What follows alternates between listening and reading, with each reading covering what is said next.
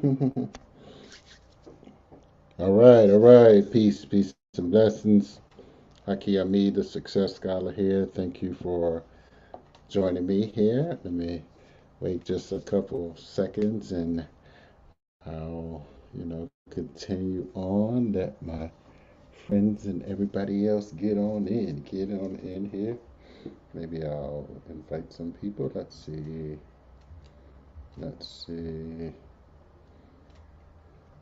As you can see, the topic of conversation uh,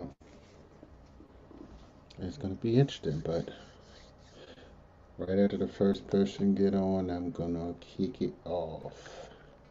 Well, maybe not. I'll just keep it going here. Not going to let the repeat people uh, be too long. So, Haki Amin, the Success Scholar here. Thank you for tuning in. I am broadcasting live on my IG, Instagram, YouTube, and Facebook business page, and my regular page.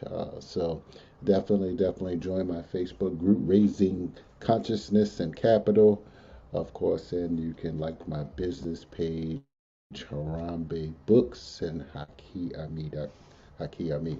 Or my YouTube is / Haki Ami. You can just Google me, HAKI/HAKIAMMI. But and of course, my Instagram is Success Scholar.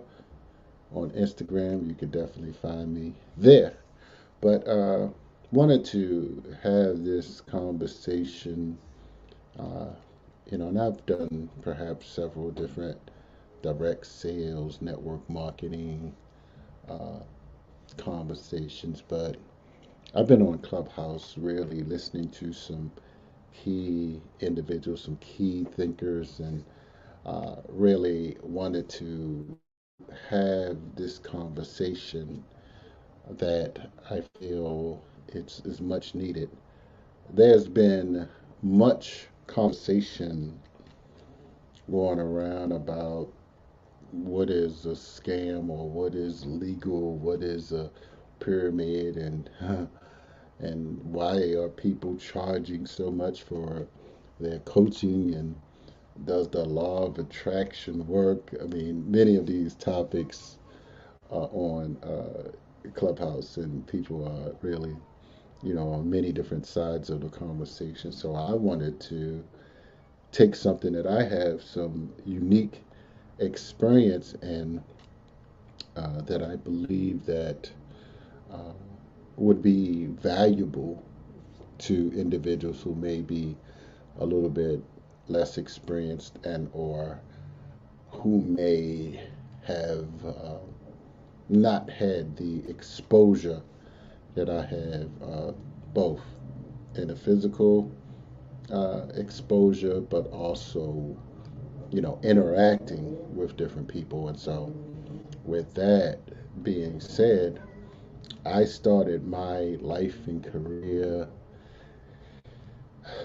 in network marketing when I was about 24. But interestingly, one thing I always say, and let me just open, I'm not a part of any company at this time, so this is not a pitch by any means. I'm not like selling anything uh, outside of my book, Mission Unstoppable, with Les Brown and Dr. George C. Frazier, a book that I wrote some years ago with both of them. But I started probably about 24, 25 when I first found out about direct sales network marketing. But interestingly, now that I think about it, I got exposed to it probably like a year before. I was in the Navy. I was in San Diego, California, and I wait a minute. No. First, was I in Norfolk first? I was in Norfolk, yes, first, where I probably attended my first meeting, for instance, and that was with Amway, and that was a brother in Amway. He was showing me stuff, and it didn't click. certainly it didn't click at that time. Um, I was fairly young, and I did what I learned later you don't do, or you teach people not to do. You go out and find the brokest person to ask about a business opportunity, and they basically, they have no context or scope of what it is that you're trying to do. So they can't offer you any intelligent answers in that. So I went and asked my brother, who basically, kind of threw all kind of daggers. But that was, the first experience. But I certainly later went around to. Uh, I was 24. I was in San Diego and got connected to another company, and that was my first company. Learned a lot. Learned a lot. I'm not going to say the name of the company, but the abbreviations was ACN. So I had a lot of good, awesome training there. I was sort of, really learning a lot gung ho. So read all the books and really was quite motivated to do uh, what it is that I thought needed to be done in terms of business, in terms of creating generational wealth, creating opportunities. And so, okay, I'm sorry. Okay, somebody's texting me here. So, with that being said, oh my gosh, I don't know what this loud noise is. It's my motorcycles.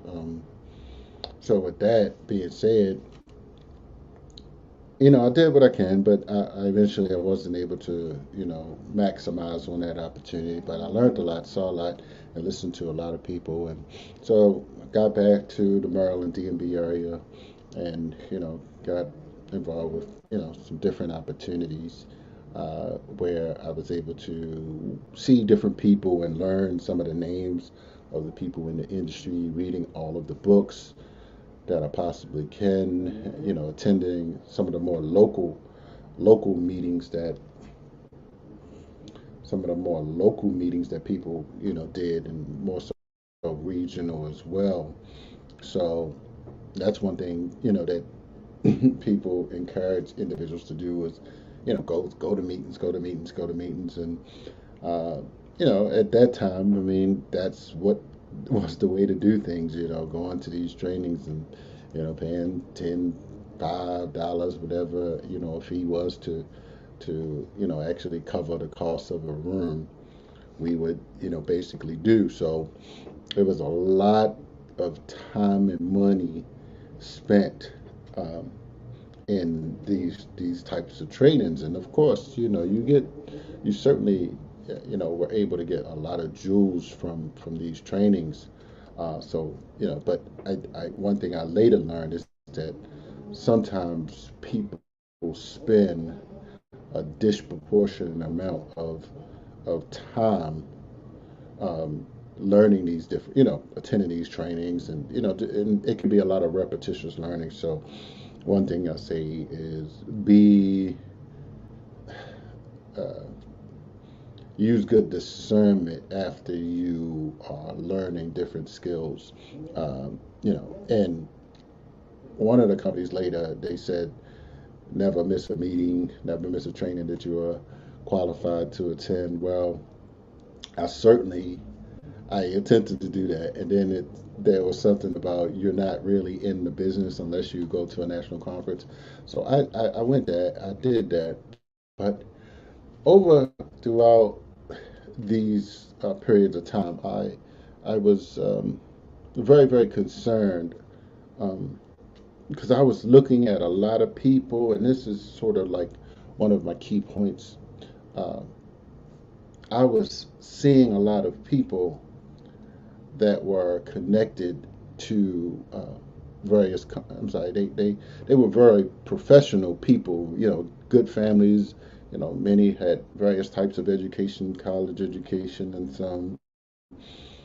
And I saw some people actually leaving their jobs, right? And, after having 15 years in a particular career where they could have did another 8 or 9 or something, and many people, they literally left their good government jobs because they were, I guess, feeling themselves, um, and I can't, like, maybe they saw something, but hindsight being 2020, many of them jeopardized their family's life and their family's career just jumping out there. And um, one thing I wanted to mention about that is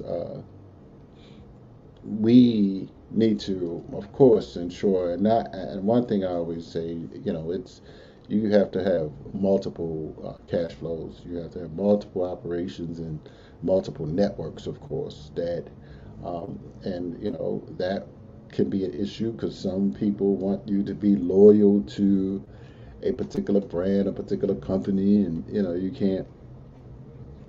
Um, they don't want you, kind of diversifying too much. But the reality is that sometimes, from what I witnessed and what I was seeing, I wondered why aren't some people actually, promoting, or reaching different levels.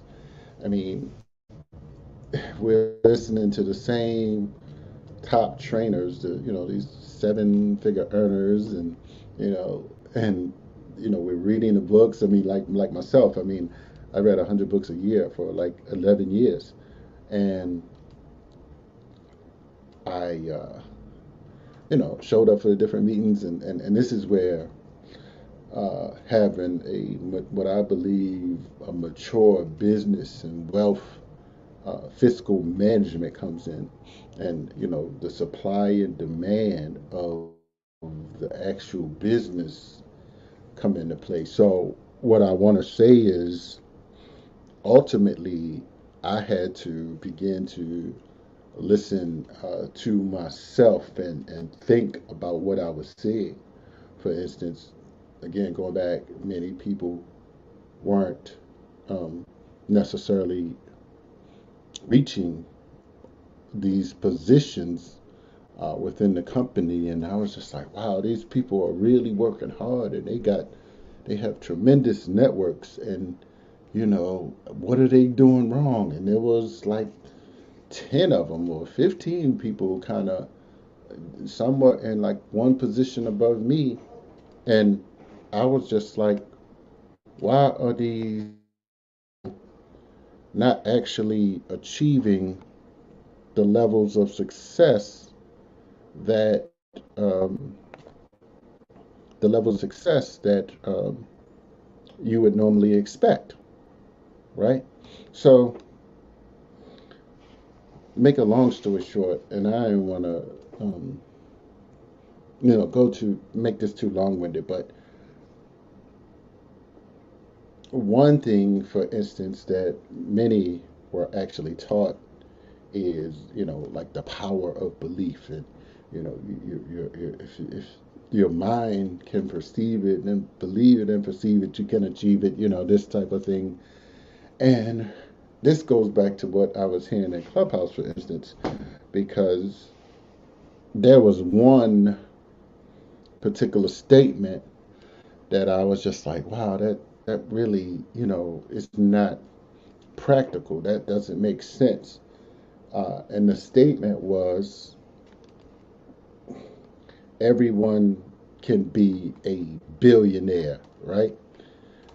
So, I mean, it sounds good, but there's no like logical, rational belief that this is probable. This cannot like be real. Like everybody can be a billionaire. Like who says that first and foremost? And this is where uh, I feel that thinking people come into to play in terms of understanding that regardless of where you start, that